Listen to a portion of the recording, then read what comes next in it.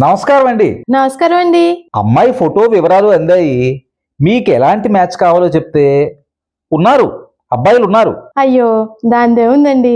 అబ్బాయికి ₹1,00,000 శాలరీ ఉంటే సరిపోతుంది. అమ్మా సొంత ఇల్లు ఉండాలండి, కానీ లోన్లు ఉండకూడదండి.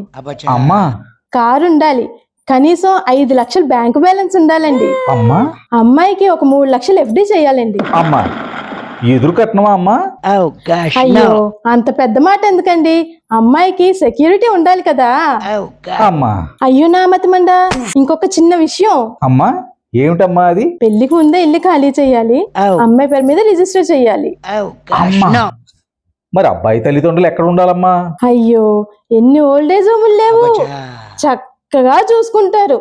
రాజభోగం అంటే నమ్మండి. అవునవునమ్మా, సందుకో ఆశ్రమం. మరి ఒక చిన్న మాటమ్మా, అబ్బాయి అయినా ఇంట్లో ఉండొచ్చా అమ్మా? అయ్యో అదేం మాట, కొన్నాళ్ళు చూద్దాం. అమ్మా ఆ తర్వాత అమ్మా? అమ్మ కావాలి నాన్న కావాలి అని డాన్స్ కడితే గృహింస కేసు పెట్టి 50 లక్షలు భరణం తీసుకుని ఇంట్లో నుంచి గెంటేద్దాం. మహా తెలివే. ఏదో అంటున్నారు. అమ్మమ్మ ఏం లేదమ్మా, మీలాంటి మహాతల్లులు ఉండబట్టి ఫ్యామిలీ కోర్టులన్నీ నిండుగా కలకల కలకల కలకల ఆడుతున్నాయమ్మా. ఏదో మీ అభిమానం కొద్దీ అంటున్నారు. ఈ కళ అర్థమైందా? ఇంతకీ ఈవిడికి కావాల్సింది కూతురు పెళ్ళి అంటారా?